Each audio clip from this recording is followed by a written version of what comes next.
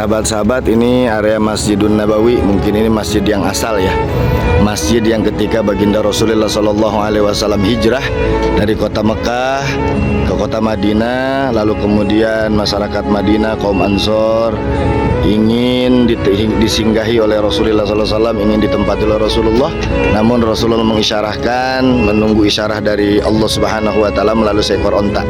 Lalu ontanya berjalan dan dibiarkan di mana onta itu berhenti, dan ternyata onta itu berhenti di depan rumah sahabat Ayyub Al-Ansori radhiyallahu an.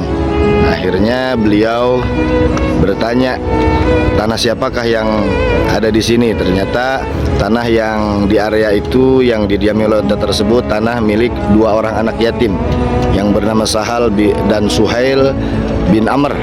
Dua orang anak yatim yang disarankan oleh walinya Mu'ad bin Araf kalau nggak salah, supaya Rasul membeli tanah tersebut. Dan akhirnya dengan harga 10 dinar Rasul membangun area tersebut yang seluas 3,30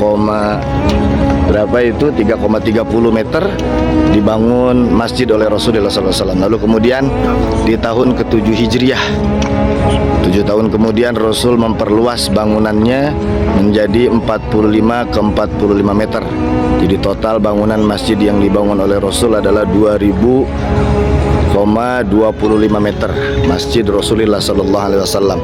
Lalu kemudian diperluas lagi oleh Sayyidina Umar bin Khattab. Lalu kemudian beberapa tahun kemudian diperluas lagi oleh Sayyidina Utsman bin Affan radhiyallahu anhu ke arah selatan, barat, dan utaranya. Lalu kemudian baru di abad sekitar kalau nggak salah abad dinasti Umayyah, yang Khalifah Bani Umayyah Walid Al-Walid yang menjadi khalifah dari Bani Umayyah memperluas bangunan tersebut ke seluruh area, ke seluruh arah, timur, barat, selatan, yang tentunya berarti makam Rasulullah SAW yang merupakan rumah Rasul berada di dalam area Masjidun Nabawi. Jadi makam Rasul, makam sahabat Sayyidina Abu Bakar, makam sahabat Sayyidina Umar berada di dalam area Masjid Nabawi karena ada perluasan di zaman dinasti Umayyah Khalifah Al-Walid, sehingga Masjid Nabawi menjadi luas dan baginda Rasul makamnya berada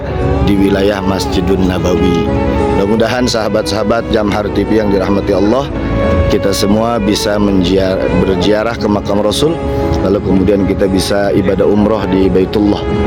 Mudah-mudahan Allah Subhanahu wa Ta'ala tidak mengambil nyawa kita, melainkan kita bisa berziarah ke makam Rasul dan ke Baitullah Makkatul Mukarramah. Amin ya Allah ya Rabbal Alamin. Mudah-mudahan kita semua diberikan kesehatan lahir batin oleh Allah Subhanahu wa Ta'ala.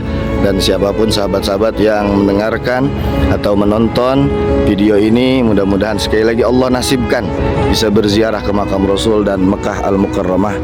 Dan yang lagi sakit mudah-mudahan diberikan kesembuhan oleh Allah Subhanahu wa Ta'ala. Amin. Amin.